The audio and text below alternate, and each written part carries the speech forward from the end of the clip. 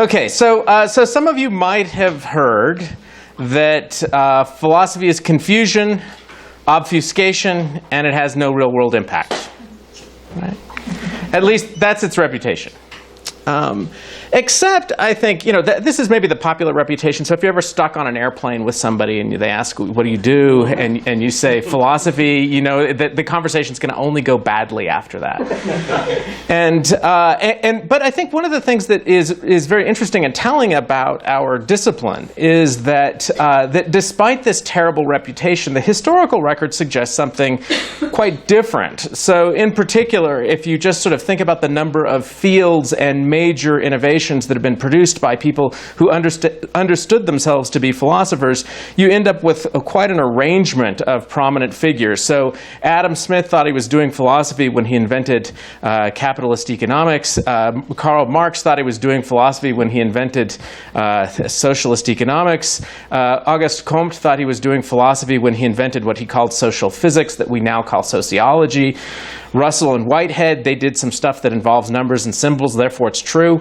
And Peter Singer, has obviously done a tremendous amount of work in the contemporary world to change the way people think about animal rights and a wide range of other issues. We're having steak for lunch, right? Okay, but I think that even if we look at these features of the discipline, that is the track record of the discipline at producing ideas that mattered, the stakes of these sorts of things tend to be comparatively low in any given or individual debate, right? So it might be that development of certain ideas produce new fields or can have large sea changes on how society organizes itself. But for any given debate, any given talk that we're doing, the stakes tend to be pretty low, right? So the stakes might involve whether or not my particular argument works, whether or not I've given you a particularly compelling counterexample to a principle that maybe 3 people had thought about in their life. It might be that social status turns on these things, that is, whether or not you think I'm a good or a bad philosopher, whether or not you're inclined to give me an opportunity to do the Gauss lectures or not, that sort of thing, right? So there might be various kinds of social benefits that accord to these things. And so maybe someday this paper, that literature, that debate will have broader consequences, but usually a philosophical debate, the stakes are little more than a job, tenure, or promotion, right? That's about as high as the stakes get. Okay, so I do think, though, there is at least one case where there was a plausible exception, where the stakes of a philosophical debate were immediate and high, and that what hung in the balance were the following kinds of things. That is, wars of conquest, the status of millions of people, and the nature of just governance of those people. Obviously, what I'm talking about is the 1551 debate at Valladolid between Las Casas and Sepúlveda, Bartolomé de las Casas and Juan Ginés Sepúlveda. So this was a moment where I'm assuming that many of the people in this audience have some at least passing familiarity with the broad sketch details of this. But for those of you who don't know about this, the basic idea is that Chuck 5, as we call him in the United States, Carlos V, he orders a debate to figure out what to do about the indigenous populations in the Americas, and in particular, whether or not wars of conquest were justified in that case. And in fact, he orders a stop to wars of conquest until the issue is decided. So this is a kind of startling moment in the history of European conquest of other peoples around the world, in which a European power stops and asks itself for a moment, are these wars of conquest justified?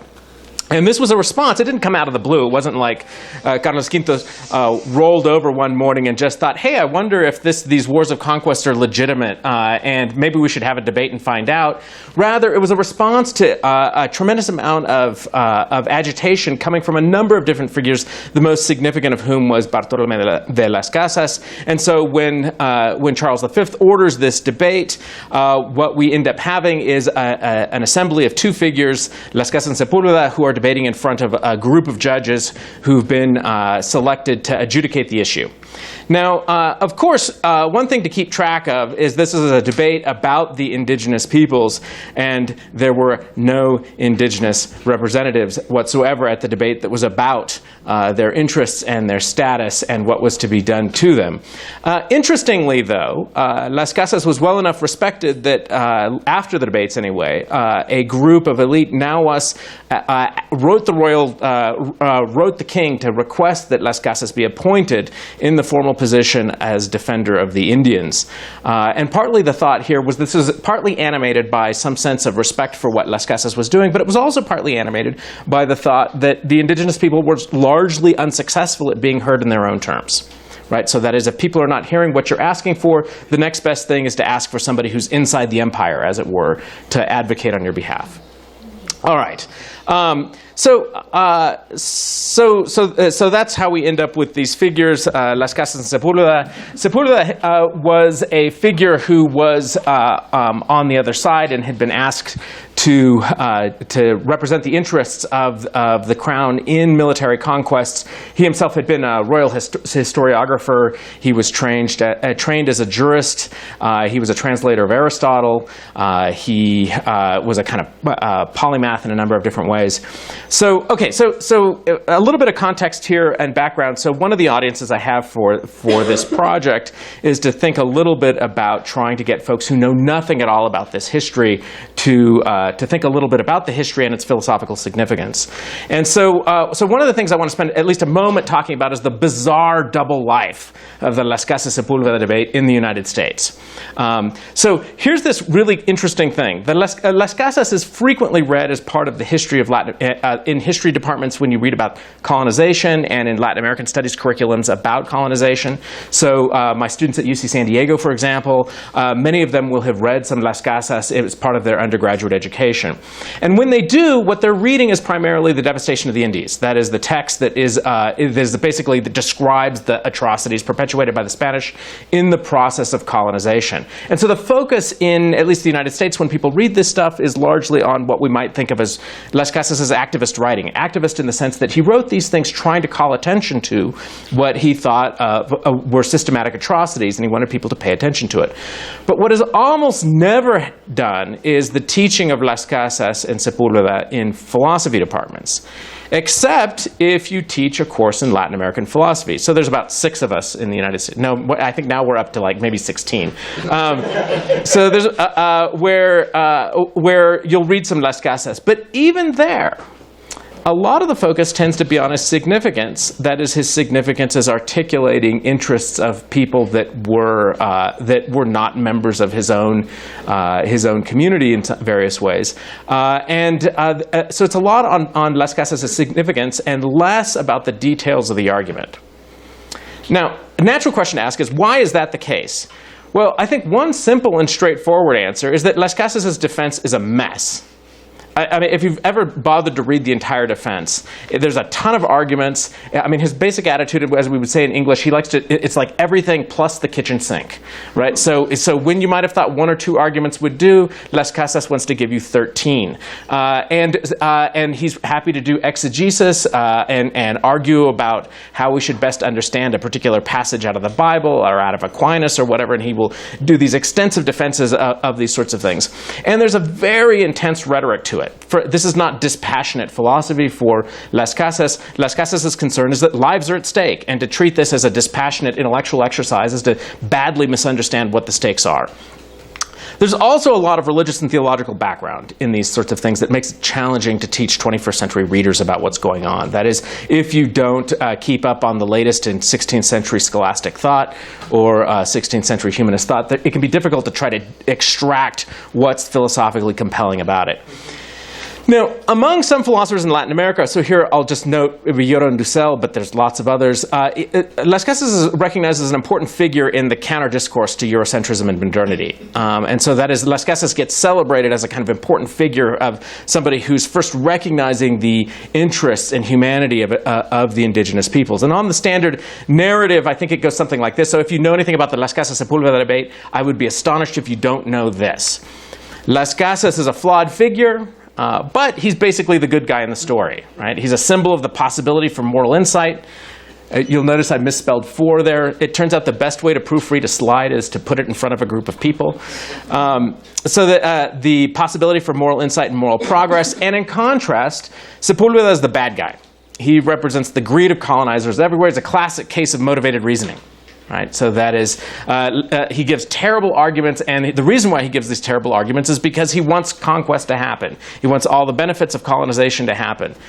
And in fact, Sepúlveda is so bad, we don't even have complete translations of any of his works in English. I mean, this is amazing. This is amazing. All you get is there's, I think, maybe about 2 pages of Sepúlveda that have been translated into English at a couple of different times. And what it is it's just summaries of what his conclusions are. Okay, so now some of you are probably worried, uh-oh, where's all of this going to go? Well, so let me put you at peace. The standard story is not wrong. That is, I agree. Las Casas is the good guy here, and Sepúlveda is the bad guy. And bear that in mind 20 minutes from now when I'm saying other things. Just remember this slide, right? I still think Las Casas is the good guy and Sepúlveda is the bad guy. All right. That said, I do think that the underlying philosophical issues are a lot more complicated than the standard story suggests. And the core issues that I want to focus on here include the nature of rationality, and because I think there's a super interesting debate about rationality going on, and the nature of moral knowledge. So these are going to be the 2 issues I'm going to focus on for the rest of my talk today, about how the nature of rationality operates in the Las Casas Sepúlveda debate, what their disagreement is about that, and then how this operates against a background picture about the nature of moral knowledge. And the project that I want to do, and bear in mind, so part of the project of these lectures in general is to try to show ways in which familiarity with this history, the history of philosophy in Mexico Máximo, it gives us some tools for thinking about a variety of interesting contemporary issues today. So part of what I want to do with this project is, first of all, just articulate and evaluate their views in ways that don't presuppose 16th century Catholicism and that can be instructive for 21st century discussions. So in some sense, this is a good old-fashioned, well, if you're a historian, you're thinking terrible, terrible project here of strip mining the history of philosophy for contemporary relevance. Right? So that is, I think there's this interesting issue in the history of philosophy. We can go back and disentangle at least some philosophical components of that for thinking about some contemporary issues today. And in particular, I want to highlight some ways in which a more nuanced picture about their views, that is, getting into the details of their views, can interact with and interacts in interesting ways with some contemporary discussions. So that's going to be the project. All right. So the main issue here, of course, in the debate is the use of military force to secure Spanish control over indigenous territories. Right? So is it justified or not? Here's Sepúlveda's case. Now, it's pretty straightforward. This will be familiar and recognizable to a number of you. It goes something like this. There are kind of 4 basic considerations. One is that there's rational moral impairment among the indigenous population. So this is what the language of natural slavery and barbarism that gets deployed, what it's picking out is the idea that there's a kind of rational impairment among the indigenous peoples.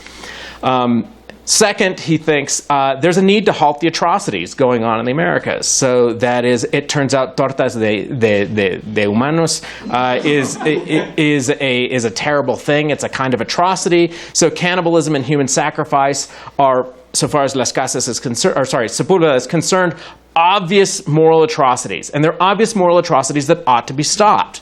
Third, there's a need to save the lives of those affected by those things. That is, it's not as though always and every time somebody is getting executed, Sepúlveda thinks that they're somehow a criminal. Rather, they're innocent people who are being subject to these atrocities, and so there's a need to intervene on the basis of the fact of these moral atrocities.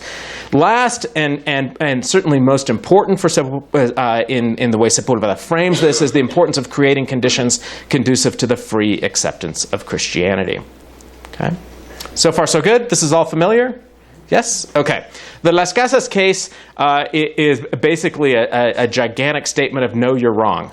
Las Casas insists that Sepúlveda misunderstands the nature of natural slavery and that the only relevant to the debate notion of natural slavery doesn't apply in the particular case. Las Casas argues that Spain lacked the theological and political authority over the indigenous populations. He argues that warfare against these populations hardens those subjected to it, that the only permissible way to bring about conversion I'm missing a sentence there, but the only way to bring about a conversion is through peaceful evangelization. So for Las Casas' purposes, look, the wrong way to get people to be Catholic is to go and kill all their friends and family and then build a bunch of cathedrals and then tell everybody, hey, have you thought about Catholicism? Rather, the more compelling and more Christ-like way, and he's very explicit to model this on an appeal to how he understood Jesus' own evangelical work, is to demonstrate the virtues of good Christian living, to talk to people, to bring the good news to them, to talk to them about how life goes better if you're Catholic, and the various advantages to be gotten from the Catholic life. And that's Las Casas' argument, is that that's the way that's the only morally permissible way to bring about conversion to Catholicism, is through a peaceful demonstration of the virtues and advantage of Catholic life.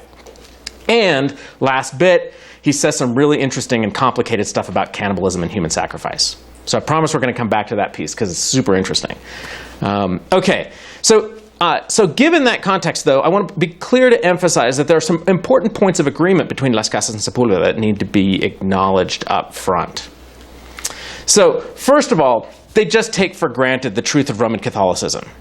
Right? So both of them just take it for granted that Roman Catholicism is true. This is not something that is up for debate for their purposes.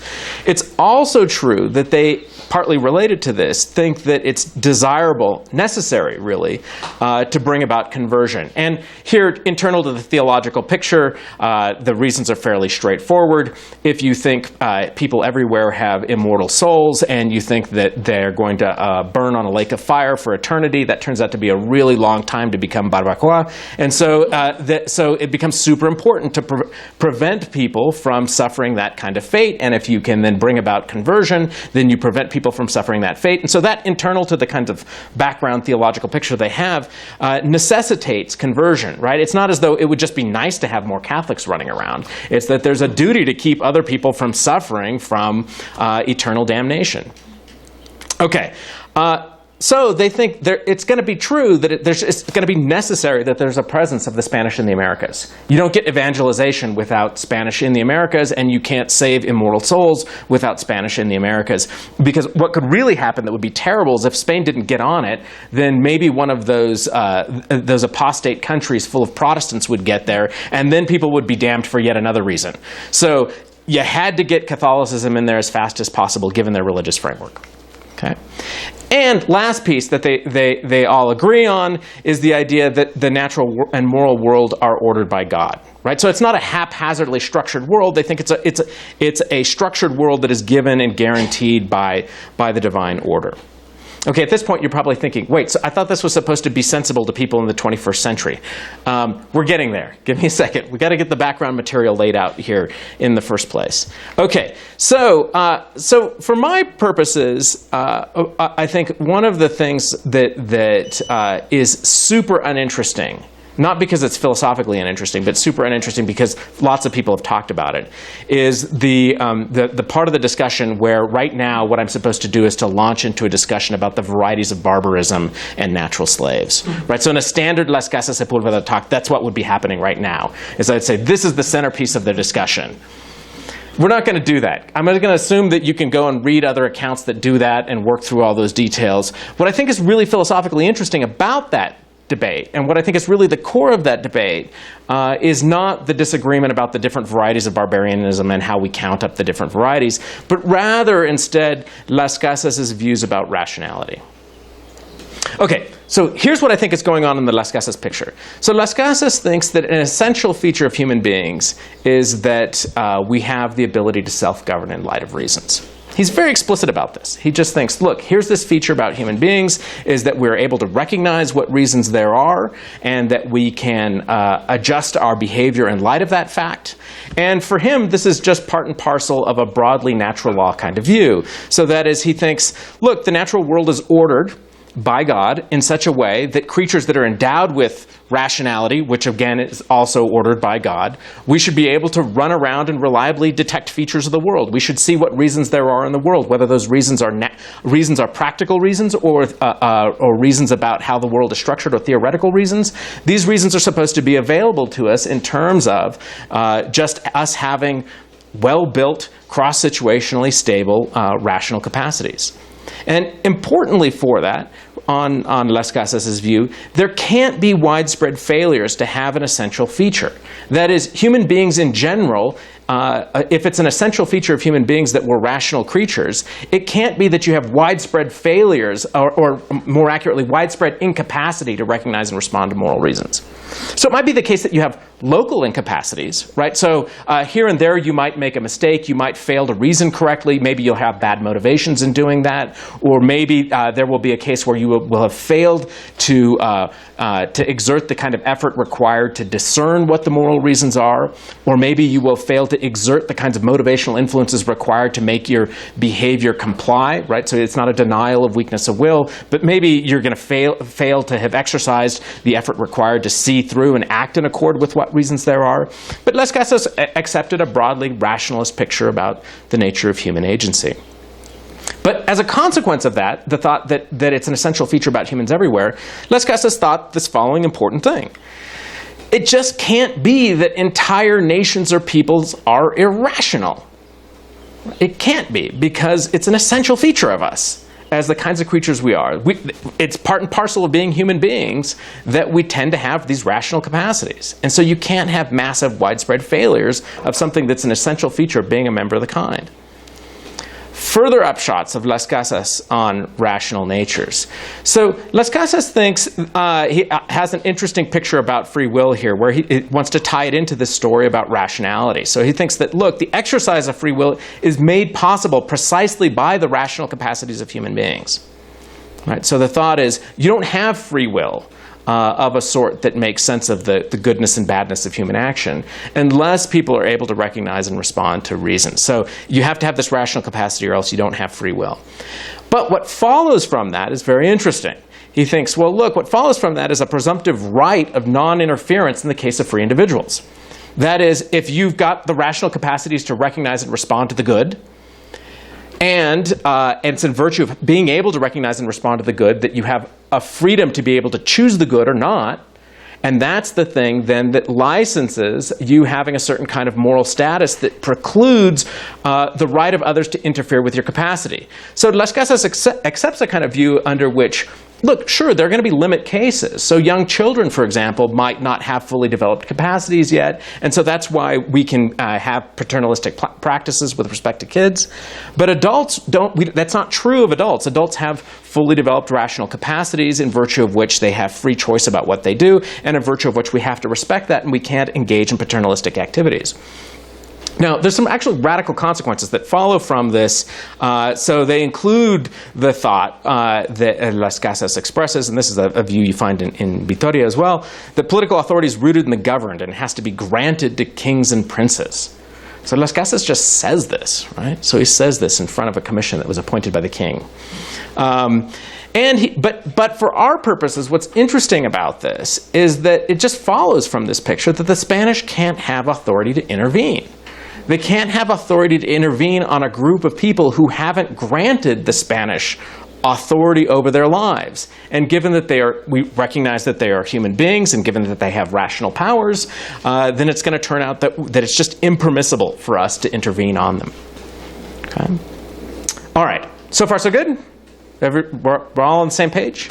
Okay, so a note about the moral epistemology here, and I think this is sort of interesting. So on Las Casas' picture about moral epistemology, his thought is that the mere possession of rational capacities isn't going to be enough to show that the propagation of Christianity is possible. That is, that you could get in front of a group of indigenous peoples and talk to them about Catholicism, and then we're off to the races. What has to be the case is that it has to be the case that the indigenous peoples can readily discern truths about the moral order. And relatedly, there's a religious component here I'm going to now soft pedal for the rest of the talk, about the ability to receive grace and revelation. But for our purposes, the thought here is just like, look, if it's going to work, that evangelical work is going to succeed, it has to succeed because the indigenous people are able to recognize the moral truths contained in the Catholic message. Now, for Las Casas, this just follows from thinking that our moral perceptual powers are God-given. They're cross-situationally stable and reliable because the world and our moral perceptual capacities are divinely built. Right, so the thought is, here's what licenses Las Casas' realism. That is the thought that what's being perceived is something that's mind-dependent, and that we've got a reliable connection to that. That picture of a kind of realism that's back-ending his epistemology presumes a certain kind of divine picture. Now, footnote here, you might wonder what happens if you don't have God guaranteeing the connection between you and the world. Enter contemporary fallibilist analytic epistemology. That's a different talk. But you also might wonder, well, what happens if the world isn't ordered in a particular way? Or what happens if we wonder about what is it that guarantees that our perceptual capacities are reliable? These are all problems Las Casas doesn't have to face. I submit they're problems that if you don't have Las Casas' view, you have to face. And so there's a kind of interesting point here about how that works. Now, one thing to note, though, is that I guess 470 years later, Las Casas has good company on both of these central points. That is his picture about freedom and his picture about the moral epistemology.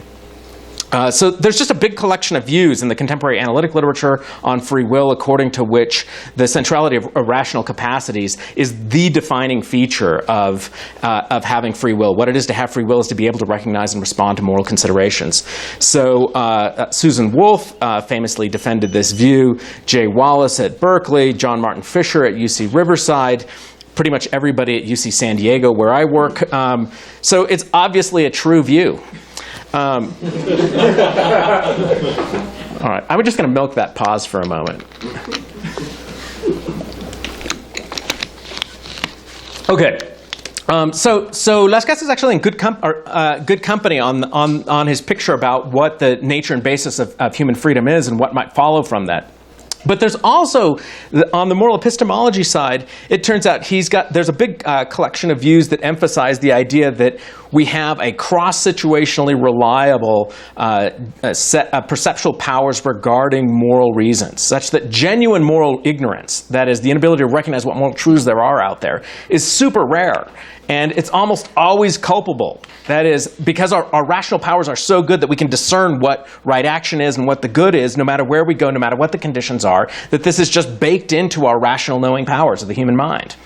And it turns out that view remains popular today. So Michelle Moody Adams has this view. Alison McIntyre, Michael Smith. Actually, a lot of these folks seem to live on the eastern seaboard of the United States. So it may be just easy to see the moral truths there. I don't know. So Alex Guerrero, Liz Harman, they all have variants of these views. What unites this family of views in the current kind of moral epistemology literature is just the idea that people possess the capacity for moral transcendence and that they can't appeal to features of context for looking for exculpation. So no matter what your circumstances are, you're going to be able to reliably perceive what the moral considerations are. So any failures to perceive what the moral considerations are, that's a failure on your part to exercise those capacities. And when you fail to do that, then you're blameworthy, and so is the consequent moral ignorance. So this has been beautifully articulated by somebody you might have heard of before. That's actually a passage from a manuscript from some Professor Rudy. Okay, so Las Casas uses these two ideas that our rationality is part of our essential nature, and that our moral epistemology is cross-situationally reliable. And he's going to use these two things to do that thing I told you I was going to come back and talk about in a moment. He uses them to defend cannibalism and human sacrifice. This is one of my favorite things about Las Casas, is like he gives us a philosophical defense of cannibalism and human sacrifice. I mean, we should be teaching him, if for no other reason than that bit of argument. Okay, so how does that bit go? How do these pieces fuel a story about human sacrifice? Well, so one thing to keep in mind is the story about human sacrifice here is super important in the context of the debate. And the reason why it's super important in the context of the debate is because Las Casas and Sepúlveda both know that for many of the Spanish judges and the Spanish people, that the kind of inflammatory element that justifies the conquest is the fact of massive, off-the-chart scale moral atrocity by their lights. right? So they just view these practices as a kind of moral atrocity that's as on a big a scale as you might have imagined. So numbers about this vary. The number that Sepúlveda cites is about 20,000 people a year were being subjected to human sacrifice. Contemporary numbers estimate as high as 250,000 people a year. And of course, everybody has some incentive to inflate the numbers, right? So that the more the bigger the bigger the human sacrifice holocaust is in the Americas, the easier it is to justify intervention. And on the flip side, if you are the Mexica, the bigger you report your numbers are, the more intimidating it is for your enemies. And so we, it's doubtful that it was only 5 people a year, but whatever the number was, it was surely fairly large. Nobody thinks the number was underneath 4,000 people a year. So it's a significant number of people that were getting carved up. Pozole is not new here. Okay, so this was an important part of this, the kind of Spanish justification for the conquest, was this sense of, oh my God, there's this horrific practice going on, and it has to be stopped. We can't let this continue. And I think this was really genuinely, and you see it all over the literature of the period. Everybody's worried about it. Everybody's writing about it, and it's a big fixation in their attention. And if you're Sepúlveda and you think rationality is the mark of the human, then you would think, well, look, these practices look like evidence of deformed, absent, or debased rationality, right? So it's part of the justification for the thought that there's something defective here. So Las Casas has to be able to answer the challenge here about saying what's going on in the case of cannibalism and human sacrifice to explain why it isn't just evidence that Las Casas was wrong, that the indigenous people had rational capacities. Okay, so is everybody clear on the stakes? Right? Okay. So Las Casas, that bottom one is from Enrique Chagoya, the artist who's got these fantastic codices that reimagine what it would look like to do contemporary codices. Okay, so goodbye, Mickey.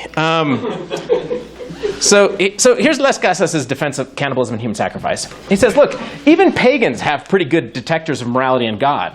Why should we think even pagans have reliably good detectors of morality and God? Well, because we're all moral rationalists here. We think people have cross-situationally stable abilities to recognize what's morally right and wrong. So of course, even pagans are going to get some of this stuff right.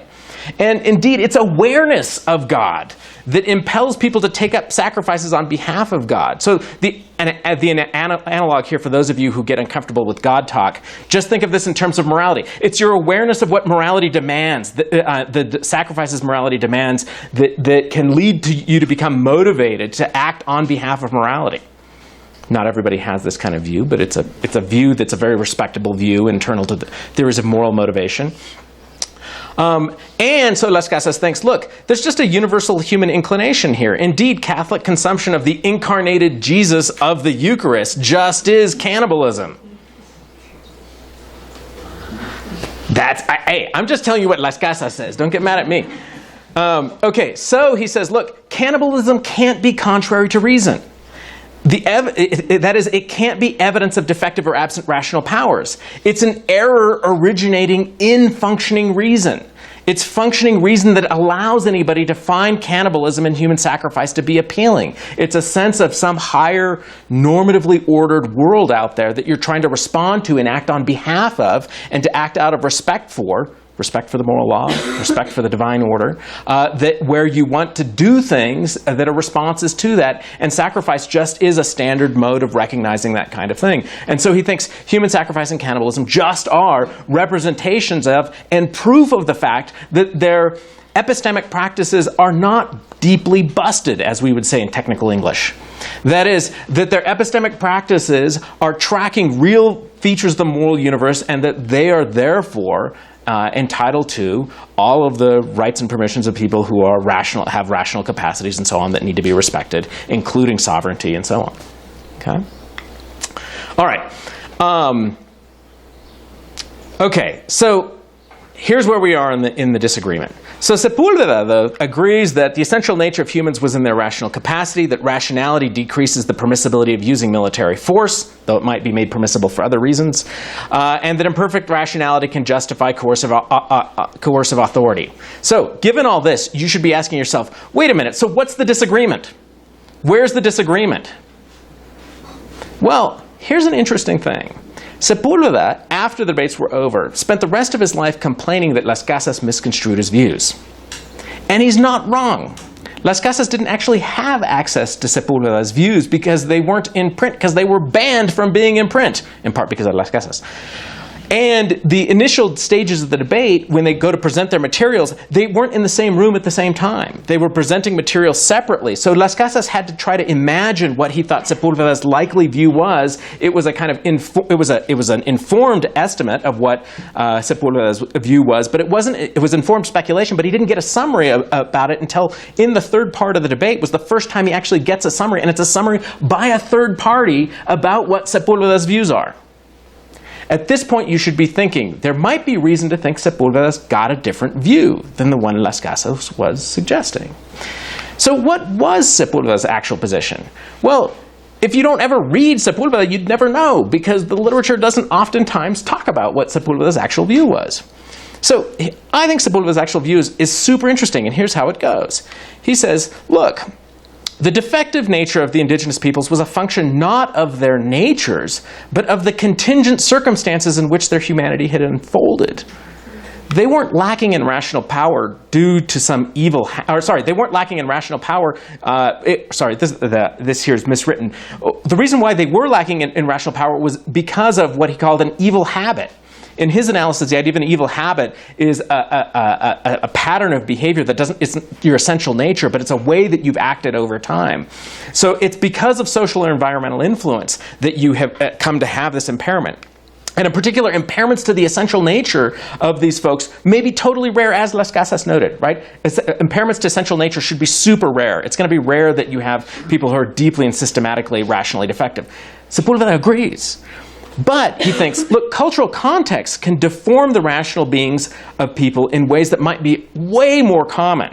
That is, people could come to be corrupted by customs and institutions. And he says, look, here's a test for figuring out whether or not people's rationality has been it doesn't mean that they don't have a rational capacity, but their ability for that capacity to fully develop has been impaired in some way or another by customs and institutions when look to their society and ask yourself, do you see institutionalized violations of morality? That is, for example, does your society execute innocence and think it's okay to execute innocence? Are there public customs that approve of the practice of atrocities? For example, pachangas, the human sacrifice and cannibalism. Right?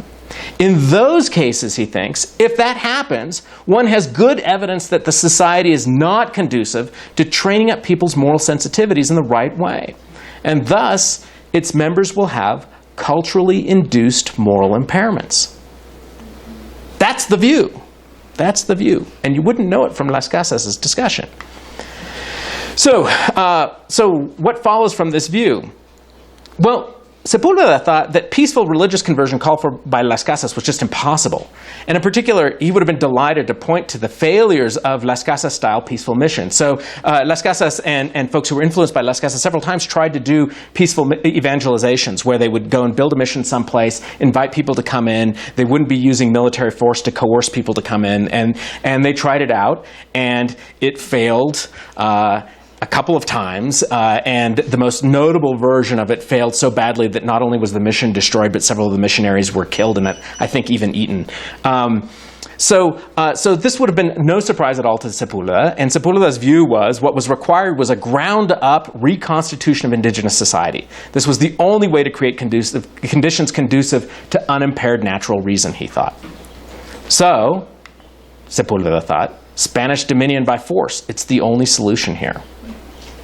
That's the actual view. Okay, quick recap. Humans have rational capacities. Whether those capacities are fully manifest depend on how they're trained up. Here, just think Aristotle. You've all read the Nicomachean Ethics. You've all read the Politics. It's not an accident. Sepúlveda was a translator of Aristotle. That's where he's getting this view. Then when large groups behave in morally horrific ways, Sepúlveda thinks the right place to look is to their culture and institutions. If culture and institutions promote atrocities, we should expect to find that citizens are going to be shaped with impaired rational capacities.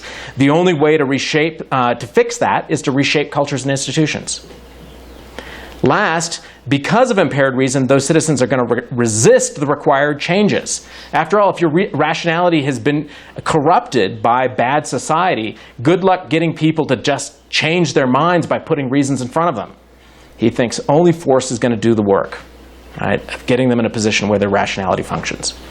Quick contemporary aside, one aspect of Sepúlveda's views, actually I think very much in keeping with contemporary developments in evolutionary anthropology. So there's this idea that a number of folks, but Joseph Henrich is probably the main proponent of this view, who maintains that our distinctive powers, the things that makes us distinctively successful as human beings, is less our individual rationality and rather our capacity for social learning. That is, that we collectively do things, and it's our collectively doing things and our disposition to learn socially and culturally that bootstraps us up into massive advantages about coordination over time. But he thinks, look, importantly, social learning isn't random. Among other things, one of the things that drives social learning is that we track high-status members and mimic their traits. So that is, we track who's high status, we see what high-status people are doing, and then we emulate that.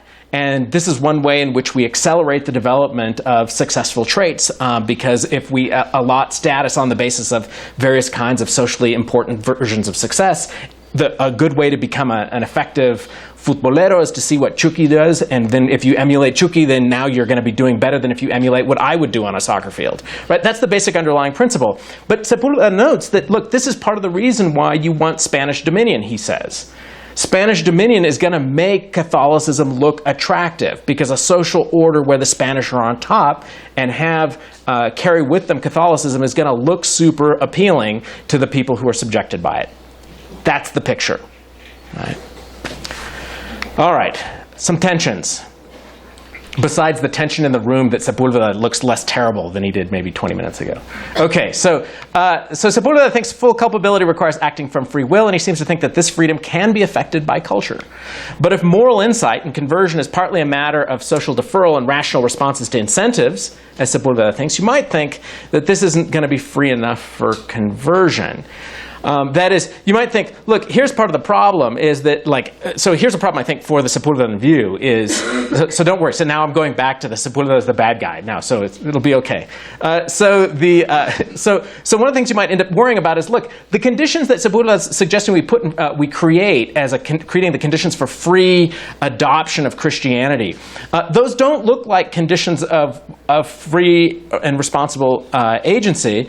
And why? Well, you might think, look, it's a kind of a coercive set of conditions. Now, Sepúlveda could help himself to one of two ideas. He could go in for something like an idea of degrees of freedom, or a kind of threshold view where there's some minimum amount of freedom that is required for conversion, right? So you just have to be barely able to choose to convert, right? But not so free and not so fully rational that you've got self-governing politics.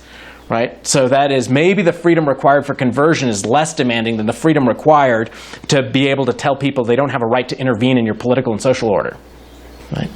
That might be a way to tell the story. But in fact, Sepúlveda's attitudes were explicitly punitive throughout. That is, he keeps suggesting that idol worship and the atrocities justify a kind of punishment of the indigenous peoples. And this looks like a really bad fit with a socially structured picture of rationality, because you might think, well, look, if you thought that what these folks are doing comes from impairments of rationality, then you would have thought that that should be a mitigating circumstance. That is, it should be something that undermines their culpability for what they do, and therefore undermines the right to take punitive action against them. Right? You might have to take action to help reform their beliefs, but it can't be punitive. But Sepúlveda talks in these punitive ways. So I think that it's not obvious that Sepúlveda can help himself to a threshold story. It's not obvious that full culpability would require less powers than the powers to do the right thing. So I'm not sure, though, that the Sepúlvedan story gets to work in quite the way he would like. Still, I think the moral epistemology, that is, that our ability to discern things, it might be morally appealing, even if the culpability story that Sepúlveda wants to tell is unstable.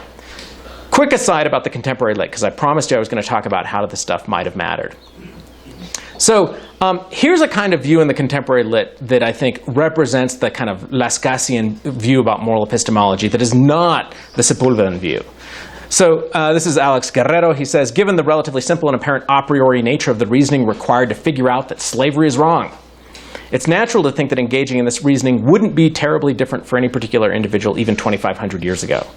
Right? So Guerrero just thinks, look, discernment of moral truths is the kind of thing where, like, and I mean, it's just a kind of Lascassian view, right? So that is, we've got the equipment to do it. It doesn't matter what the circumstances and culture and institutions are. You can always discern what the moral truths are, no matter what the context is. So I think this is a very straightforwardly Lascassian view, and that is very much not what Sepulveda's view is.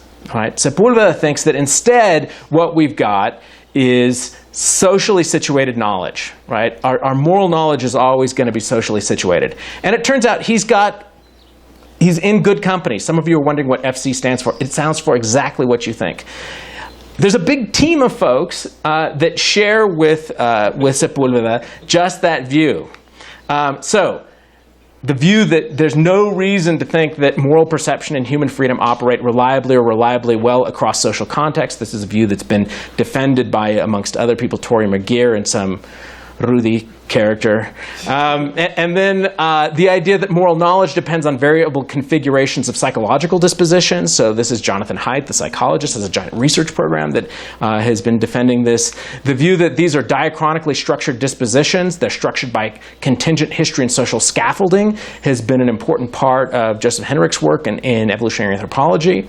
And the ability to recognize considerations that are synchronically affected by scarcity and attentional limits. This is found in the work of Jennifer Morton, the availability of heuristics and schemas. You find this work in some of John Doris's work and in Sally Haslanger's work, and you find the idea about opportunities for reflection as well in Fernando's work. So there's an enormous club of folks that have broadly Sepulvedan views about moral epistemology. So here might be the question you're asking yourself. What went wrong? If his moral epistemology is appealing, how in the heck did he end up with the terrible views that he had? Because remember, he's a bad guy. I'm taking that as a fixed fact. He was, after all, callous towards the suffering of indigenous peoples. He disregarded their interests, and he was eager to see military force brought to bear against them. Okay, to answer that question about what went wrong, I think we do well to turn to the work of Luis Villoro. I think his work is very helpful here, and the story he tells about 3 levels of understanding the other.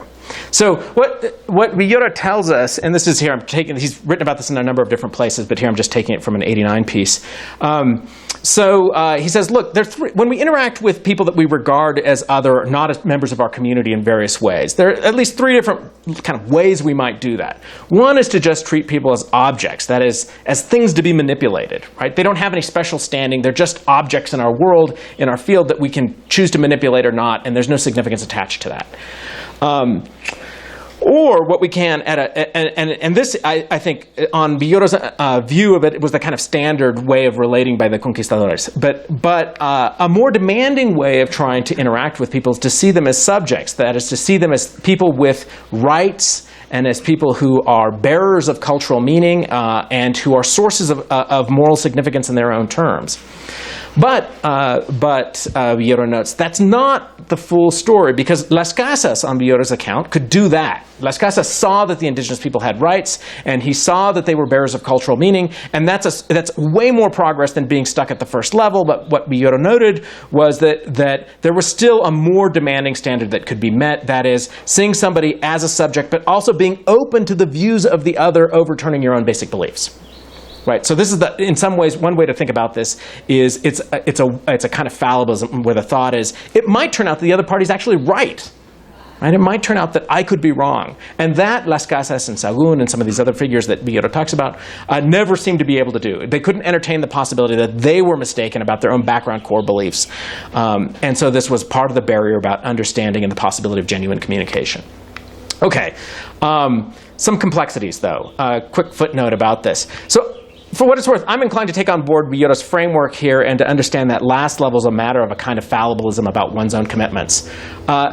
Biotto's actual view is a little more demanding than that, though. So Biotto requires a belief that reason is not one but many, that truth and meaning are discovered from a privileged view, and that we adopt an essentially plural reality.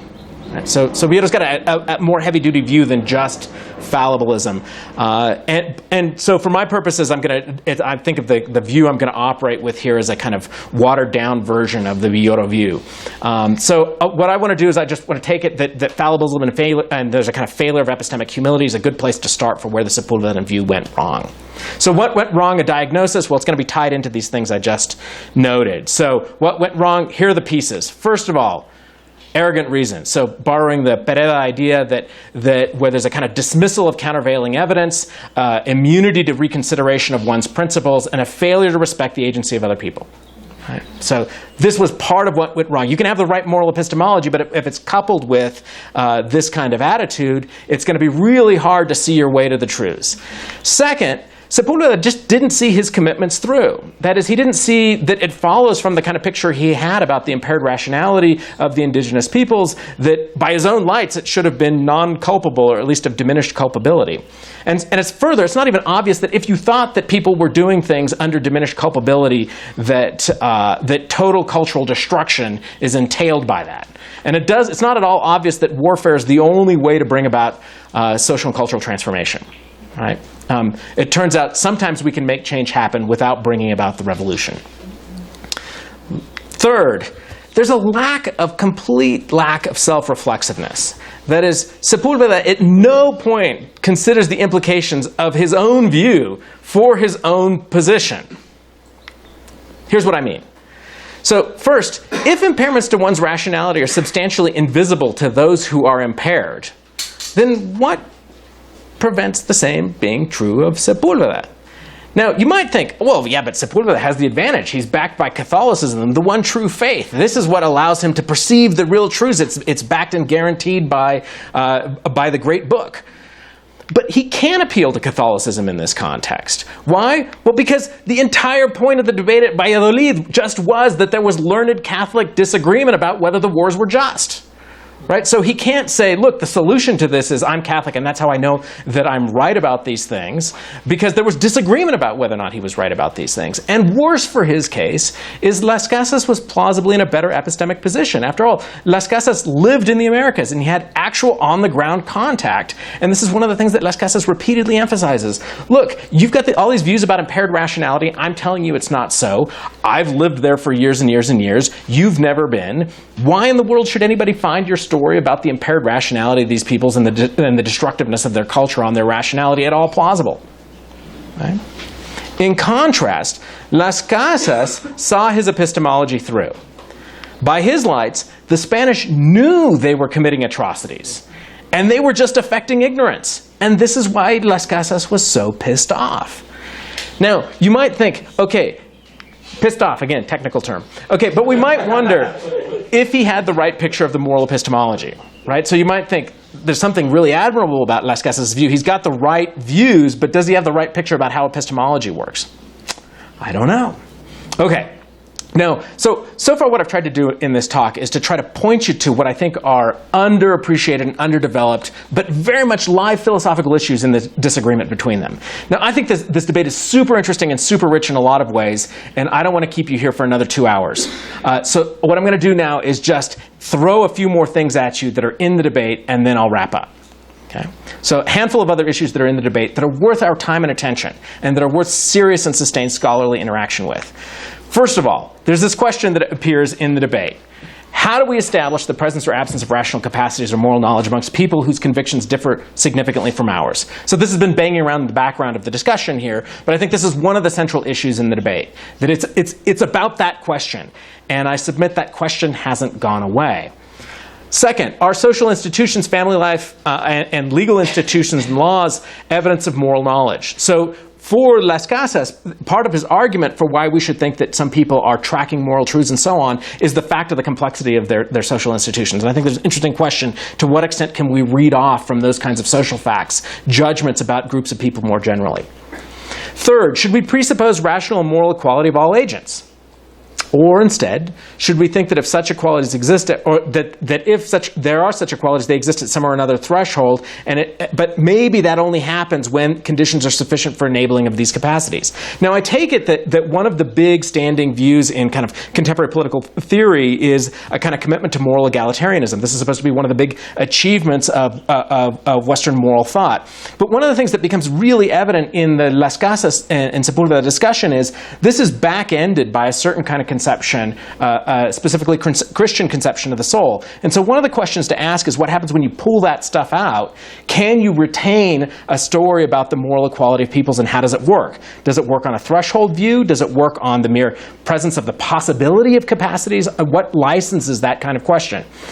This question has been recently reinvigorated by Brian Leiter's got a paper that runs this argument that if once you give up on Christianity, as all Nietzscheans ought to, then you're left with the question about on what basis can you tell a story about moral egalitarianism. Naturally, political liberals don't tend to like the argument, but I think it's an interesting challenge that gets raised in the wake of these kinds of things, and I think that you can see that coming in the Las Casas Sepúlveda debate.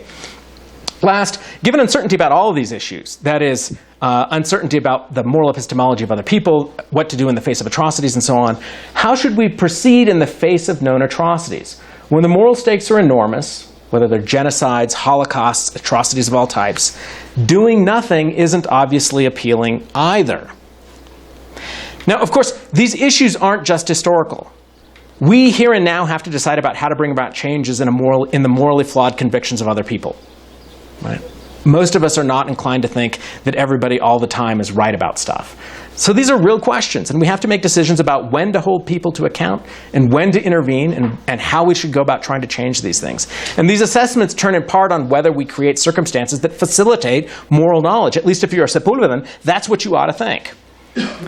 So I submit that this debate is as terrific a place to at least start those discussions, and is a tremendous resource for thinking about kind of real-world test cases where philosophy mattered, and philosophy mattered as an attempt to try to address some of the hardest questions there are about us living together.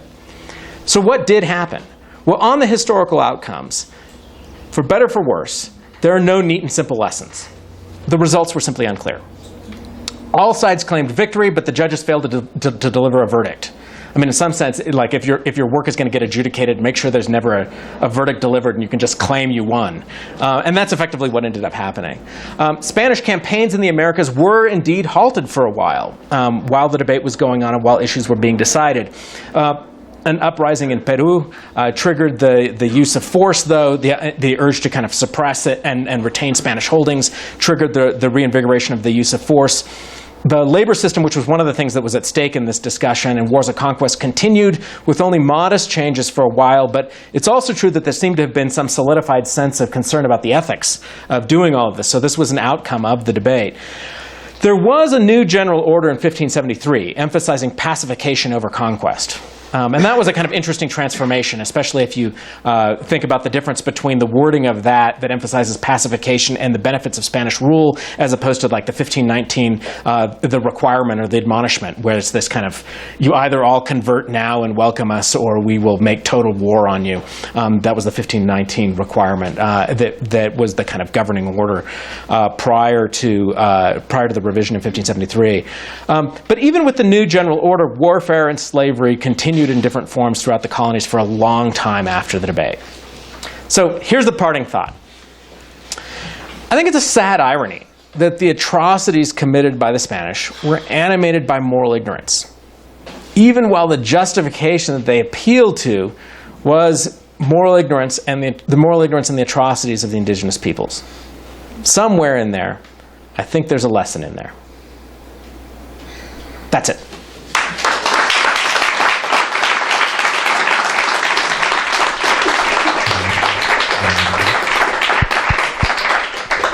So I was wondering about Sepúlveda's understanding of effectiveness in the reasoning of the indigenous people.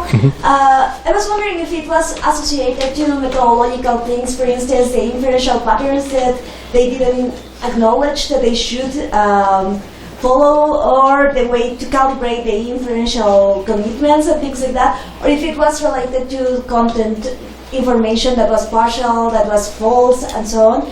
because I think this has an impact. If Villoro is right, then an explanatory of what happens, then it might be because they could say, oh, okay, I'm epistemically modest about methodological things or about content of beliefs, but not necessarily about the other.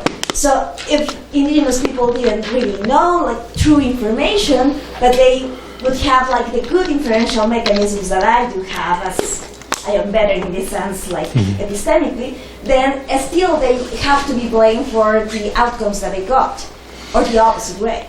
Even if I'm epistemically modest, as Villoro would suggest, to understand the other as another. Yeah, yeah, good. So, so I think that there's a couple of layers to this question. No worries.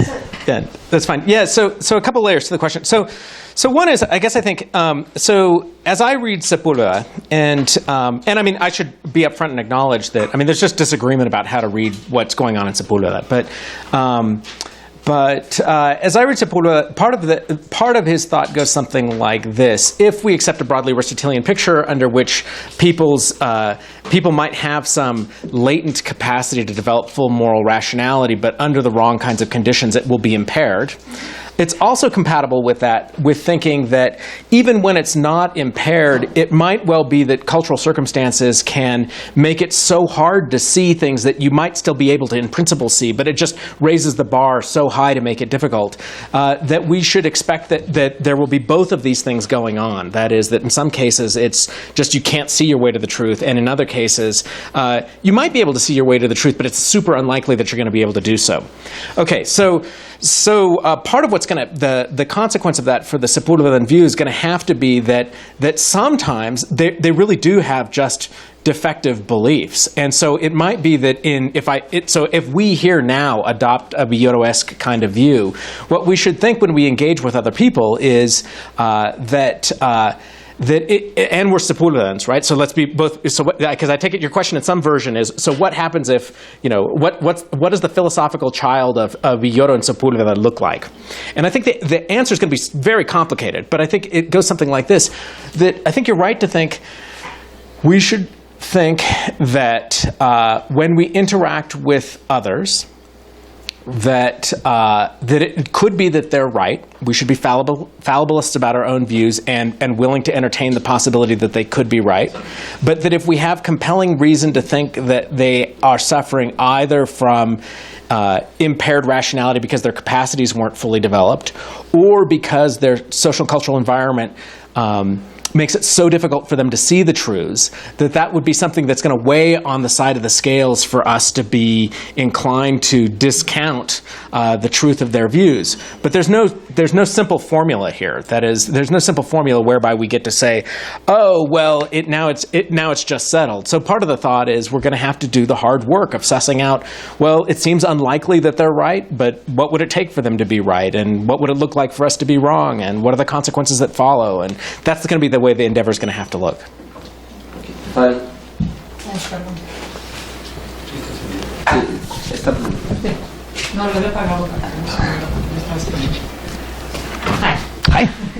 So this is my thought. I have a bit of a problem with generalizations. Mm-hmm. This is what I mean. After the conquest, different peoples, Mexico was not a united country. We all know that. So different peoples had different treatments. Tlaxcalans, for example, who were allies of the Spanish, even before the conquest, had privileges. Mm-hmm. They still do, actually. In Spanish nobility systems and things like that. So, and even the conquered Mexicans, they also had different treatments. So it's not the same, they had different rights, different privileges from other peoples around the country.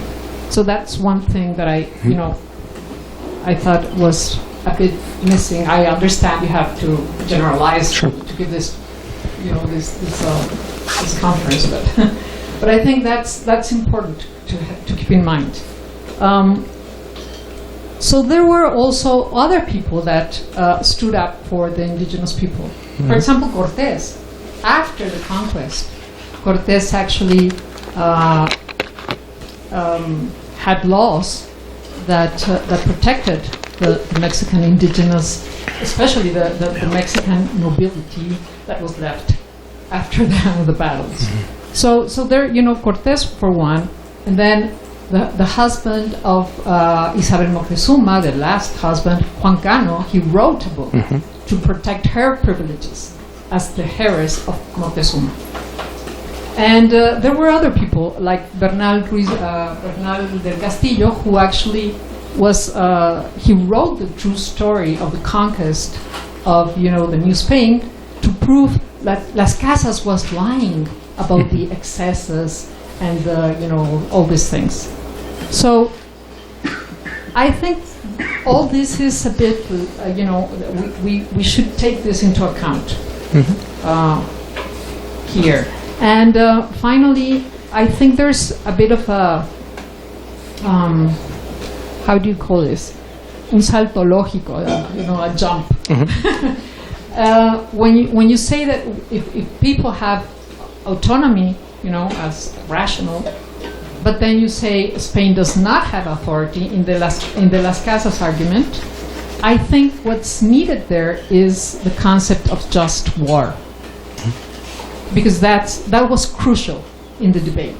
Yeah. So I think this would give also a better understanding of the debate to have this concept, because that was what Carlos V ordered a debate, because he wanted to know if this was a just war or not, and that concept was very important during the conquest. So I think all these things would enrich this reflection about the debate even more. Thank you. It was wonderful. Thanks. Yeah. So the short version is I completely agree. I mean, that is the.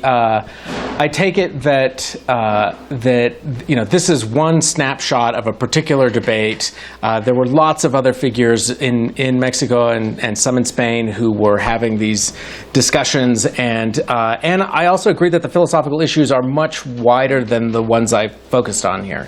I mean, part of my interest in doing this is certainly in no way to deny the centrality of the just war dispute.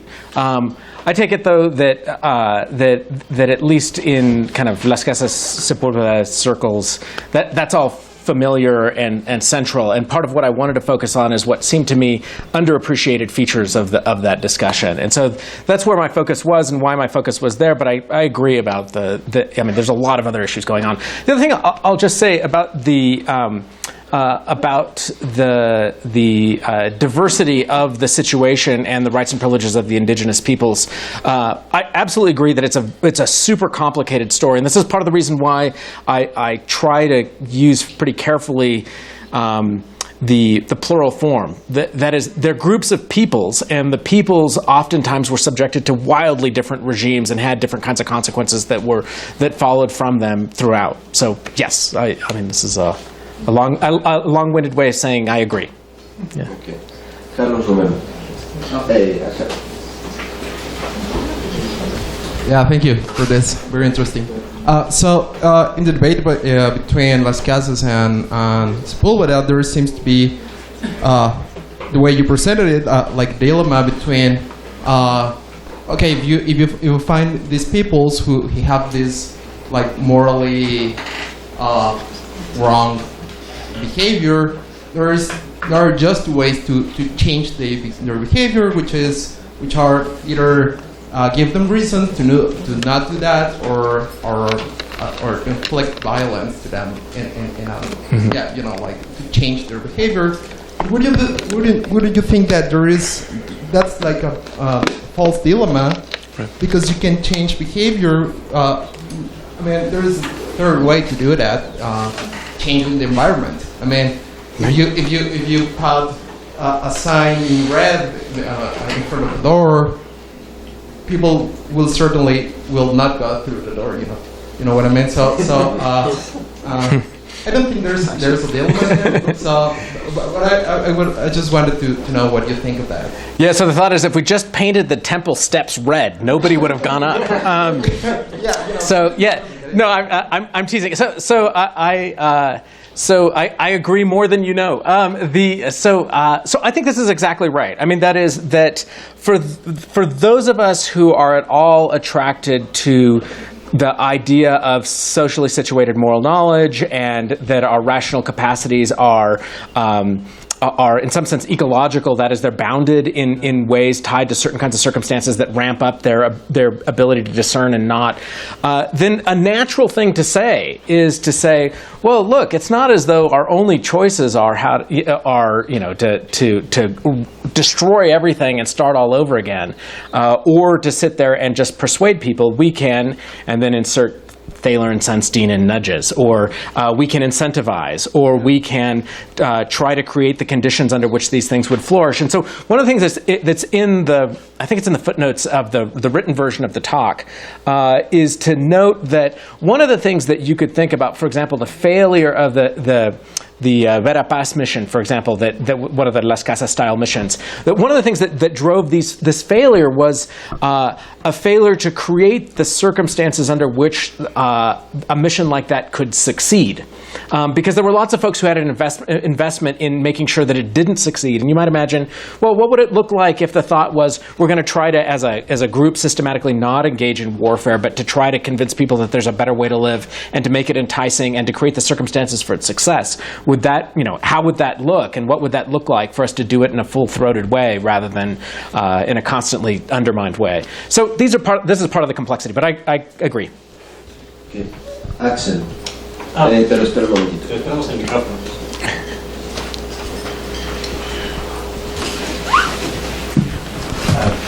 Once again, a great topic. Thank you. Thanks. But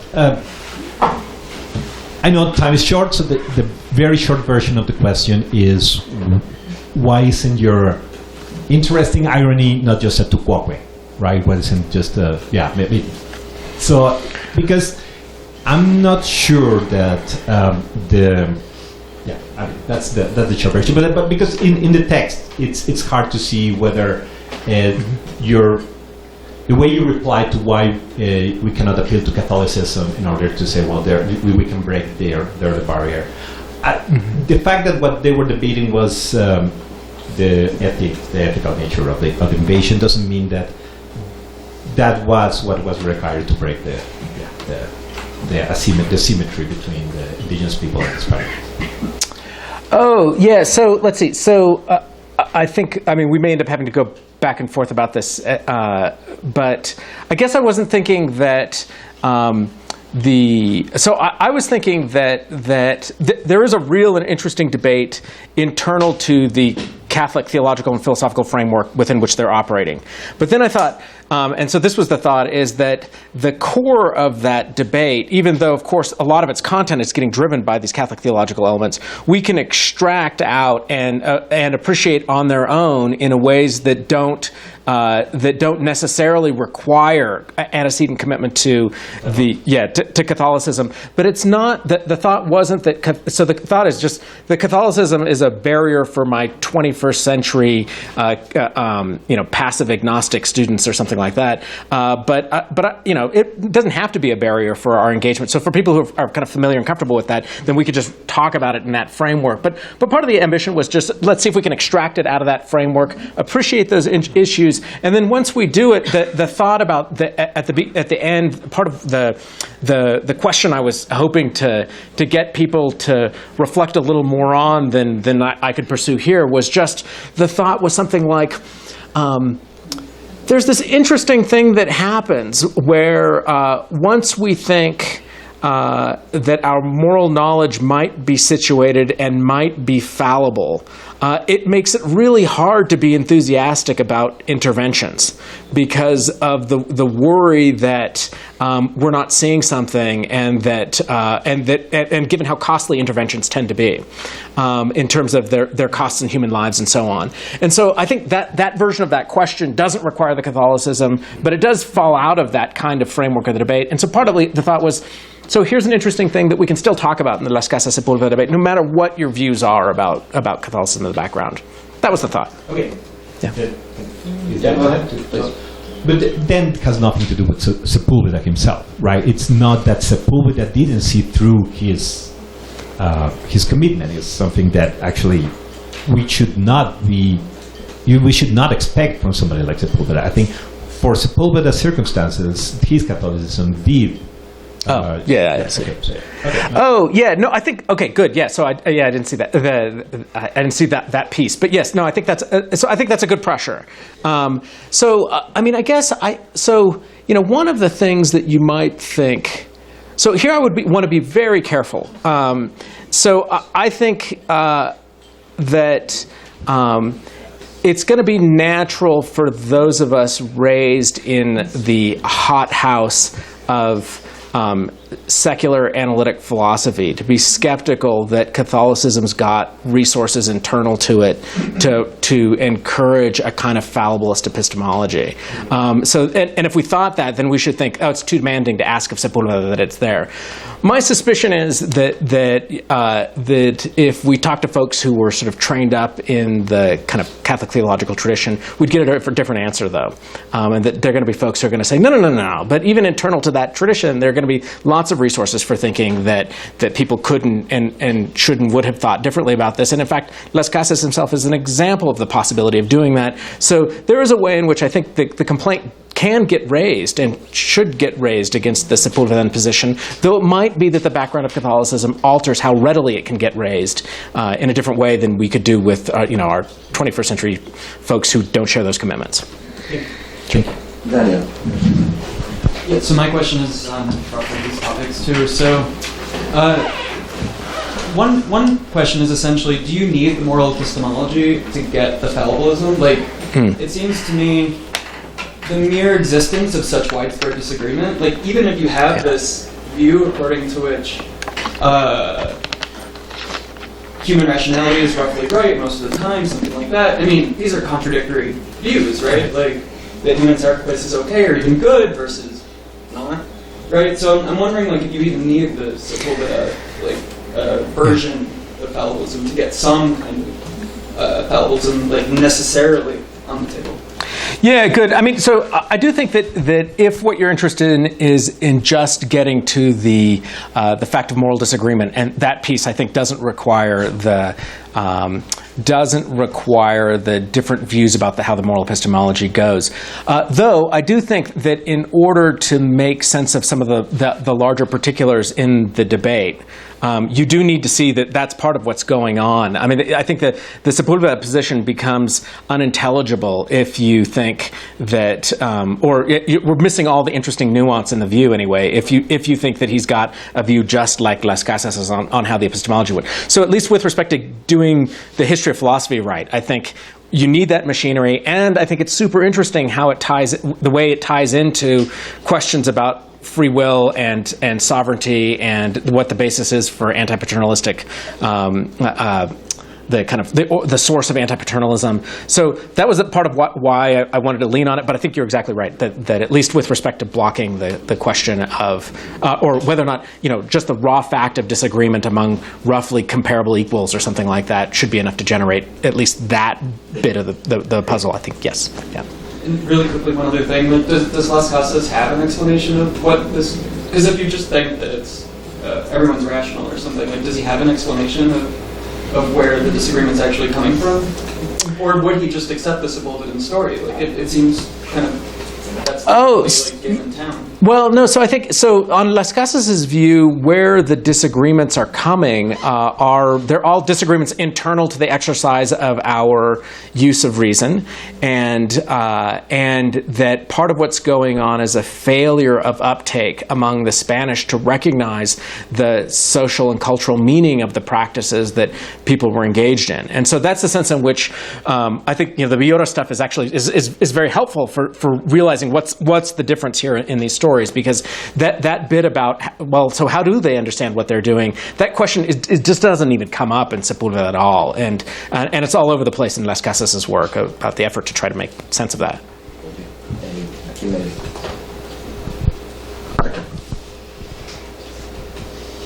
Thank you.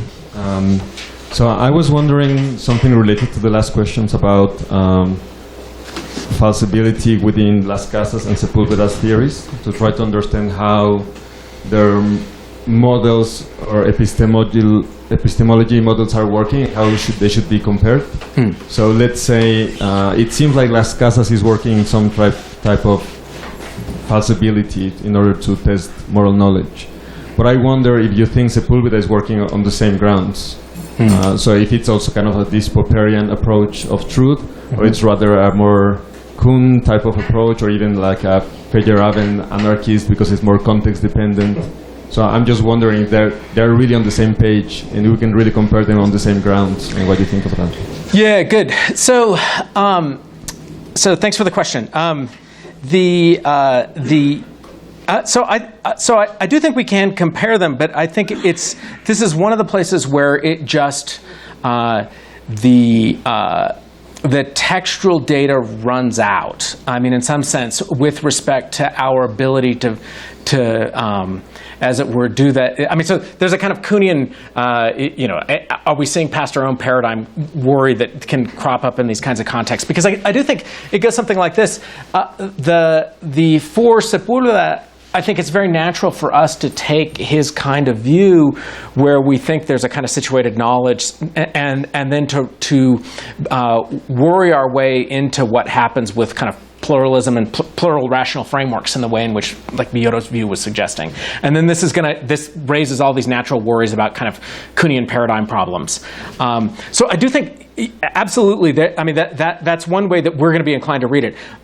For Sepúlveda, though, it's far less obvious that he gets to do that, because it turns out that given the kind of background theological framework he's got, where it's just going to turn out that we've got the philosophy,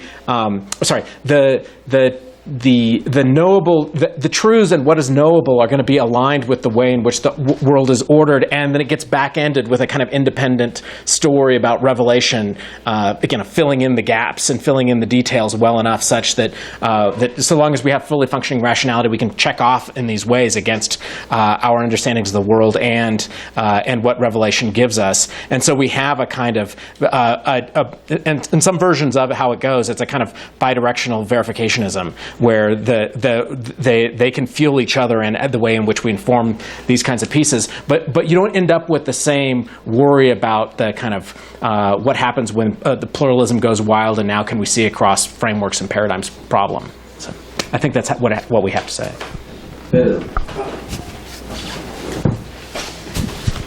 Bueno, gracias por tu plática. Me encantó el esfuerzo de hacer esta polémica significativa para académicos en el siglo XXI. Pero creo que faltó algo, ¿no? Y creo que lo que faltó son los intereses históricos que están detrás de la disputa. Porque no era una disputa académica. Era una disputa de grupos de poder. Las Casas era representante de la Iglesia, Sepúlveda no sé bien en dónde estaba, pero había una lucha por quién controlaba las Américas, ¿no? Quién controlaba los territorios del otro lado del océano. Y la corona en eso fue muy sofisticado. Y aquí es parte de eso, ¿no? Es parte de eso, es decir, es la Iglesia o son los militares. Y desgraciadamente tú sabes bien que los intereses deforman radicalmente los argumentos, ¿no? El más exquisito lógico puede fallar enormemente ante un interés particular que tiene. Entonces sería conveniente, creo yo, digamos, ver lucha de poder que está detrás de esta polémica, como quizá esa parte la tienes pero no nos la presentaste, entonces me gustaría escuchar algo sobre eso. Yeah, thanks.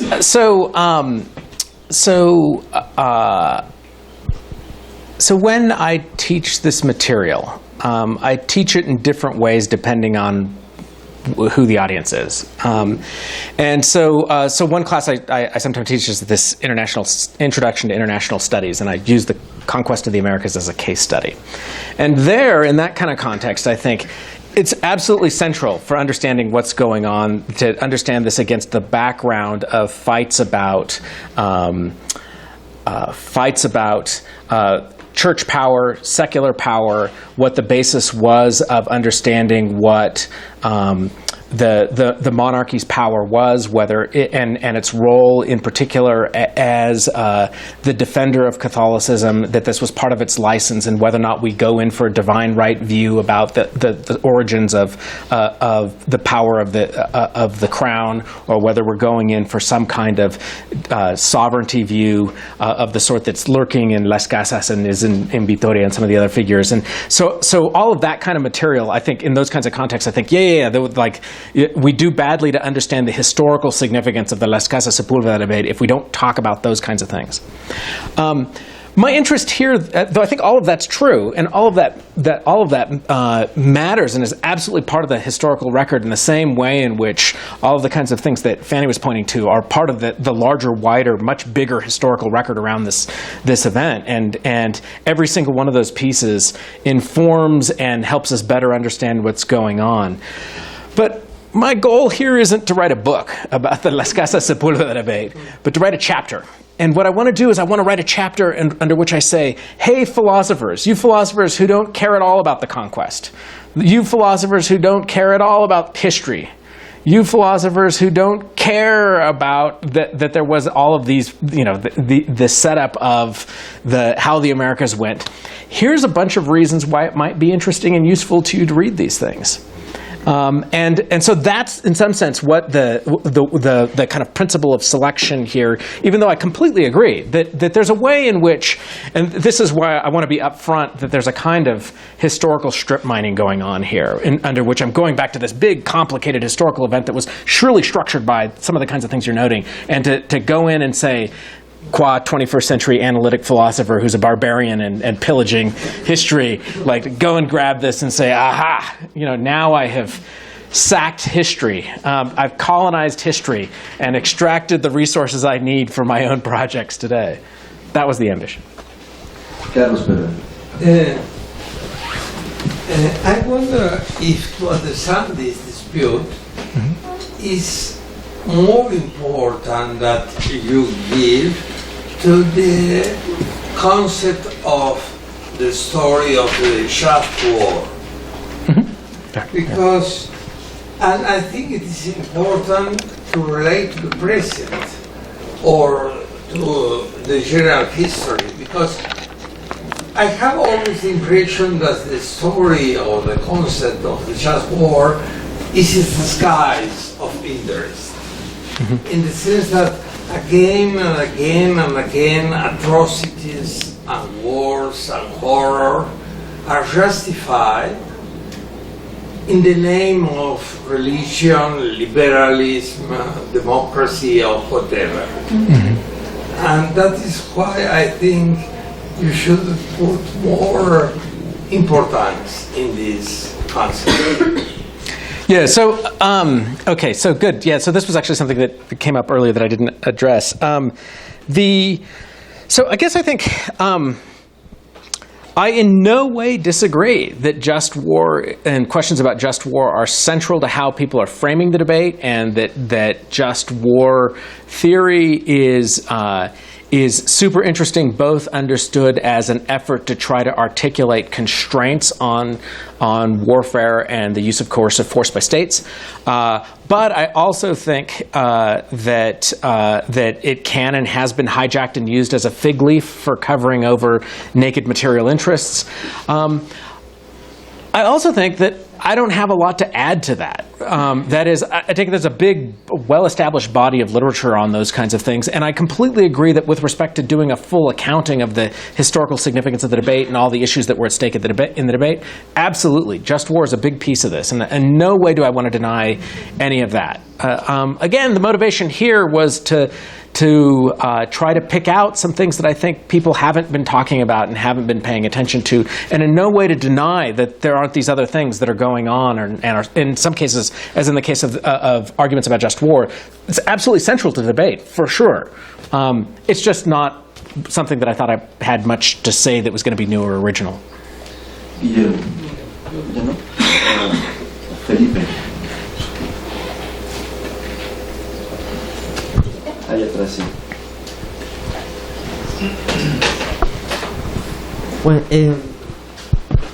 Bueno, muchas...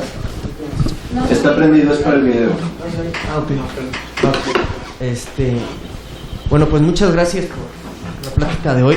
Yo nada más me quedé con una pequeña inquietud al respecto, que es sobre el tema de la evangelización. O sea, a mí me parece que, creo yo, el debate de fondo entre Sepúlveda y Las Casas es sobre cómo evangelizar a los indígenas, ¿no? O sea, parece que hay como dos vías. Una pacífica, que es pues enseñándoles nuestra cultura española, qué sé yo, y otra violenta, que es como la que está proponiendo Sepúlveda, personajes como Fray Juan de Zumárraga, ¿no?, el gran inquisidor. Entonces, en este sentido, yo creo que aquí hay también de fondo un debate sobre filosofía de la educación, en el sentido de cómo podemos cambiar la forma de pensar de ciertas personas hacia ciertas cosmovisiones, etcétera, ¿no? Entonces, bajo esta tesitura, a mí me gustaría saber tu opinión al respecto, ¿no? O sea, como qué enfoques se le podrían dar a este debate entre Sepúlveda y de Las Casas relacionado a la educación o a cómo educar a la gente, etcétera. Gracias. Yeah, that's a really interesting question. So I don't have a lot to say by way of reply because I haven't thought a lot about this issue, but I think it's a really interesting frame or way to ask. Okay, so suppose we now approach this debate, and what we're asking ourselves is something like, yeah, but what would good moral education look like given these very different models about moral epistemology? So I don't know.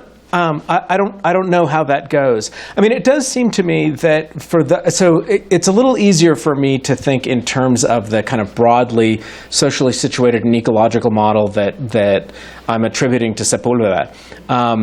And there it does seem to me that that part of the answer is going to be empirical. I mean, that is, it's just we would do well to figure out what are the conditions under which people learn, and does it vary by kinds of information? Does learning moral truths, does it have a particular profile that's different than, say, learning geometric truths? I mean, that would be an interesting, that looks like, in some sense, a quasi-empirical question. I mean, I say quasi-empirical because it looks like, at least in principle, if we could identify what we were taking to be fixed moral truths and so on, then maybe there are ways to operationalize and study that kind of thing. So there's kind of been an empirical component to it, but it's also going to be the case that the general question is going to be something like.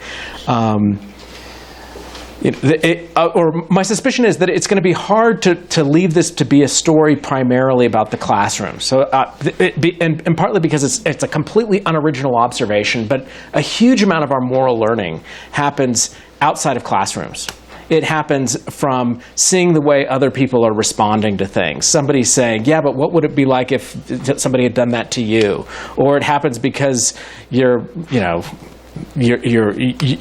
tia's throwing the chancla at you when you do that one thing, or whatever. Like, so, I mean, there's this kind of variety of ways under which the moral education operates that's super complicated. It's not obvious how we would systematically study it, but all of these things are going to play a role, I think, in answering the question about, like, what would it look like if we took seriously the idea that moral education is going to have to be something trained up over time through diverse mechanisms.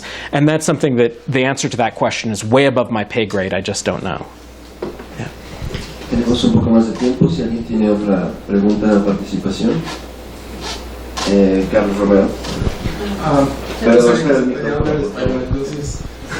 No, esa no es la pregunta. Sí, sobre el falibilismo de Villoro. ¿Qué tan lejos crees que podríamos llevar esa idea? Porque creo que hay contextos en los que uno o al menos yo me vería, más bien me sentiría quizá un poco moralmente horrorizado en pensar que una comunidad pudiera estar en lo correcto acerca de las verdades morales. Por ejemplo, si me encuentro con un grupo fundamentalista que le gusta cortar cabezas y violar niñas debido a algún tipo de verdad supuestamente revelada, yo no me sentiría muy cómodo pensando que podrían estar en lo correcto. Y creo que es difícil como tener un punto medio entre un tipo de falibilismo bastante, digamos, liberal y no dejar que este tipo de posibilidad que estoy mencionando nos llevara como a quizás ser demasiado closed-minded. Sí. Yeah, this is a great question. So, let's see. So, I do think that, I mean, this is in some sense a question for Villoro and not for me. Yeah, well, I'm not sure I can do any better. So, I guess I think that, so here's how I would be inclined to try to take this framework and run with it, is I think you might imagine, look, if you like the fallibilist version of it, so that was the one I was suggesting, a kind of weakened version of the Villoro picture. I guess I think there it's going to be incumbent on us to, and here I'll just say kind of entirely unremarkable things, things that we take to be absolutely central to our commitments and that we're very confident about, we should assign a high degree of credence to. Maybe it doesn't, but we don't want it to be fully maxed out, right? It has to be, the thought is, well, we could be wrong. It's just very unlikely that we're going to be wrong about these kinds of things, and so on, all the way down. But then, this is also going to have to be accompanied by, when we're interacting with communities whose moral worlds are structured in radically different ways than ours, then this is where we have to do that hard and quasi-anthropological work, right? I mean, this is the reason why we're not anthropologists, but it's really hard for us, there's a thing anthropologists have to learn to do, which is to, as best they can, and they do it imperfectly too, to look past their own ways of seeing the world and try to understand and reconstruct radically different sorts of other worldviews. And so I think ethnographers and anthropologists are busy doing this kind of activity, and it's very difficult activity. But I think that's the sense in which I think the challenge in some sense is for us, when we're engaged with these communities that have radically different moral convictions than we do, to try to get in the head, as it were, of what it is that they understand themselves to be doing, what it is that they understand the significance to be, and what the significance of all of that works out to be. So I think, one way to put it is, and I mean, maybe this is because it's in some sense culturally more proximal to us in various ways. There's this thing that Jim Maffei notes. He says, look, so in his recent paper, he writes about kind of Aztec practices of human sacrifice. He says, look, it's just a mistake to think of these things in the way in which we tend to think of them. Rather, their understanding of the practice was that they're busy keeping a reciprocal cycle of human God order intact. And so our idea about what's involved and why it's an atrocity that's not at all how they understood what the significance of what they were doing is. And I think, okay, first step, yeah, that's an interesting point. Now imagine that the Martian anthropologists just land here and happen to, they're at the basilica right in the middle of a mass, and somebody leans over and explains, yeah, and so what we're now about to do is we're about to eat the body of a living God. I mean, what's the Martians are going to be like, oh my God, and you guys are just sitting here like that's totally okay to do? Like where is your respect for rational capacities? Right? That's going to be that's going to be but the reaction is going to be something like, so anybody who's Catholic is going to say, look, you have grotesquely mischaracterized what it is that's going on. Let's now unpack and try to explain and articulate what the significance and meaning is internal to the framework. Now, it may be that the Martians at the end of the day still shake their heads and say, no, that's crazy. Or it might be that it's like, like, oh, well, we wouldn't have thought about it in that way, and this looks very puzzling to us in these ways over here, but now the evaluation's got a different kind of significance. And I think that's the way the moral discourse is going to have to operate in a kind of fallibilist, Villoro sub-fallibilism model about dealing with the other. And it's going to be a long and extended and protracted process, and it looks like it requires serious anthropological work. And so you might put it this way, that when you are dealing with the other, you better make sure that you have a pretty good grasp of what the other's up to and how they understand what they're up to before you're in a position to be fully confident, as it were, about what it is that you're doing. Now, it might not be the case that you have to be fully confident in order to act, because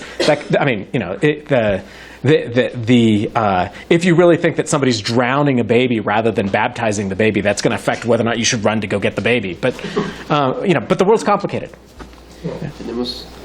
Tenemos un par más de preguntas, todavía alcanza tiempo. Fernando. Gracias, Manuel. Creo que me convenciste de algo que no era tu objetivo convencer, porque ya dado el argumento no me queda claro por qué Sepúlveda sería el malo. Yo digo porque dada la epistemología moral de Sepúlveda y dada los compromisos en los que están de acuerdo, la verdad del catolicismo y la necesidad de la conversión, me parece que los argumentos de Sepúlveda son mucho más convincentes, en el sentido de, si tú piensas que tenemos que convertirlos, y estamos de acuerdo en que la conversión al catolicismo es lo correcto, y además pensamos que, bueno, sí son seres racionales, pero su mundo social es tal que están echados a perder y no van a poder entender, entonces la respuesta de las casas es decir, bueno, sí entienden las razones, pero sí entienden por la razón, son sensibles a la razón de que hay que adorar a la divinidad, nada más que ellos lo entienden de la manera de hacer sacrificios humanos, no es muy convincente, es mucho más, o sea, es como si, y eso lo tomo de lo que decía Carlos, es cierto que hay que intentar, digamos, comprender las prácticas ajenas, pero también hay un riesgo que puedes decir, bueno, no quiero, digamos, habituarme, conocer demasiado las prácticas ajenas tal que me acaben pareciendo aceptables. Tú puedes pensar, bueno, quizás si viviera 5 años con los de ISIS, acabas pensando, bueno, quizás tienen un punto, ¿no? Entonces tú puedes querer protegerte y decir, no quiero llegar al punto en que eso me parece razonable. Entonces, pues sí, nada más, no me quedaba claro. Y también nada más finalmente con lo de como aquí una parte central de la disputa era cómo entender las prácticas de sacrificios. Uno puede pensar, y así como lo pusiste aquí también, quizá es ignorancia factual, porque exactamente qué estaba ocurriendo y no tanto, digamos, que estuvieran ellos en desacuerdo acerca de los principios morales básicos. Yeah, so you should write a paper. So good. Yeah. Well, I think, look, there are a couple of places to I think. So let me backpedal. So here's a way in which I think sometimes the Sepúlvedan position can seem even more appealing than you were gesturing at.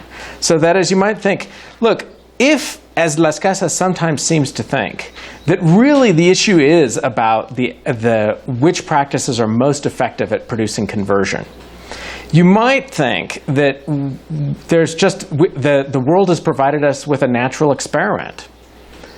Latin America to this day overwhelmingly speaks Spanish, overwhelmingly has been Roman Catholic. And it looks like an enormous success case for the rip down to root and stone and rebuild. And like, if that's your argument for colonization, and it's to be adjudicated in terms of whether or not the project succeeds in reshaping a culture and set of institutions and so on, then I think once you go that route, then it looks like Sepúlveda's got you. Right? You should think the Sepúlvedan view is super powerful. And so I do think the Sepulvedan view is a powerful view. And I do think that the ways in which we oftentimes teach the Las Casas Sepulveda debate soft pedals just how powerful and threatening and interesting the view is. Now, I don't think it's obvious that we should accept the Sepulvedan view. And so the question is where to get off the train. Well, I think one thing you could end up thinking, and I think this is part of what's appealing about the kind of the rational authority of people, and if we can't be confident that if we can't be confident that they're wrong about morality and we don't understand the internal significance, so it's not just factual failures, but now we're unsure about what to make of the moral failures until we know more. That it's not obvious that wars of conquest are justified there, and then insert the story about what grounds sovereignty and rights of the anti-paternalism rights and so on. So that's the sense in which I actually think the issue is super complicated in a way that I don't take anything I've said to have resolved. I mean, I think of my goal and aspiration is not to make you think Sepulveda is right, but rather to make you think the debate was way more complicated and way more interesting than the kind of the introductory version of the debate where Las Casas is the good guy, Sepulveda is the bad guy, that it turns out to be, and that you should think that it's a way more interesting and way more complicated debate, independent of what you think about Catholicism and independent of what you think about how the history of colonization went. Because those are interesting too, and you might think there's a kind of second order question that goes alive immediately. That is, but once we've seen everything that colonization does, like, does that put an additional weight on the framework that looks like it would have licensed it? So all of these are complicated questions for which I will not at all pretend to have answered, but I welcome everybody else answering the questions for me. Alfonso.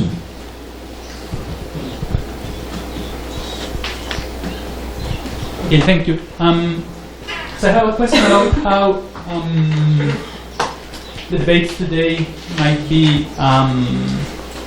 Some of the issues in the debates today can possibly be found in the debate between Las Casas and Sepúlveda. So I was thinking about that some of the issues, regarding our epistemological capacities to figure out moral truths, would be today addressed by appealing to experimental evidence, maybe, right? And perhaps this might be a bit more contentious. The idea that we can come up with a good answer from the armchair would be dismissed as methodologically misguided. And I was wondering whether you think that these ideas can be found also in the Sepúlveda and the Las Casas debate.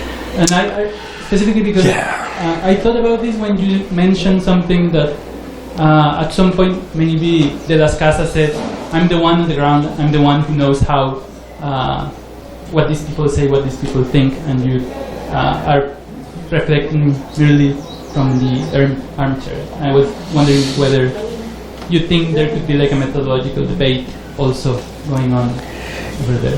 Yeah, thanks for the question. So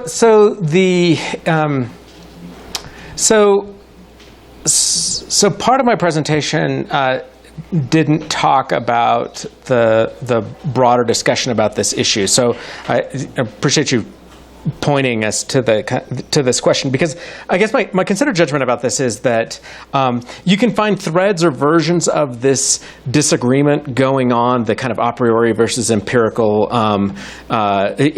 sources of moral knowledge. I think that's all over the place in the Las Casas Sepúlveda debate in different ways. But parts of it are also the significance of experimental approaches is relatively nascent and underdeveloped in their discussion, and I would hesitate to attribute too much to that piece, because even in the context in which, even though I think it's of a piece with this larger moral epistemology question, the reason why I would be reluctant to want to say that there's a broader commitment going on here, or a developed set of views about the kind of a priori versus empirical knowledge about about morality in a kind of way that leads to something like, or that contains in it a clear version of experimental work, is partly because it wasn't as though Las Casas was worried that that Sepúlveda was just doing armchair work. It's that Sepúlveda was leaning heavily on some work by Oviedo, and so he was like reading accounts of people who had been and written about and talked about. So it wasn't as though Sepúlveda had. I mean, Sepúlveda had done his book learning, but he just never gotten on a boat. And so I think for as I read Las Casas, the force of this is supposed to be not just a force about like, look, I have on the ground experience which makes me epistemically authoritative in a way that you're not. I mean, I think there's a little bit of that going on in Las Casas, to be sure, but it's not. So it's not just that. I think some of it is that Las Casas is trying to emphasize that what I was characterizing as that anthropological element, that second tier of understanding. That is, but you don't understand the significance of what it is that's going on in these practices. You've just got an outsider description of what's going on, and there might be factual errors in there too. Las Casas is committed to the fact that there were factual errors in the accounts that Sepúlveda was drawing from, but Las Casas also seemed to be super committed to the thought that really there was just a deep lack of appreciation for what the kind of internal social significance of the act was, which then makes it hard to read off what the moral significance of it was. And this is why Las Casas was very careful to think that no, once you see what the internal framework is, you should think it's not a long and difficult path to move people who have this kind of internal social and political and theological order over to this other framework of meanings, because they neatly map onto each other in certain kinds of ways. And I mean, there's a way in which I think, and this is not anything like a full answer to the kind of question that Fernando was pushing a little bit earlier, but you might think, so this is the way that Las Casistas should reply is that we should think part of the success of the conquest, that it succeeded the way it did in cultural, a cultural overhaul, was precisely that Las Casas was right about the possibility of these tight parallels cross-culturally that was only going to be visible from the inside and from knowing these things on the inside, and that if that weren't there, then what you get is a failed attempt to rebuild. So that's the other way to go on these things. But I appreciate the question, because I think there are reasons to want to look for something like that in there, but the experimental piece is just never really developed. There's this.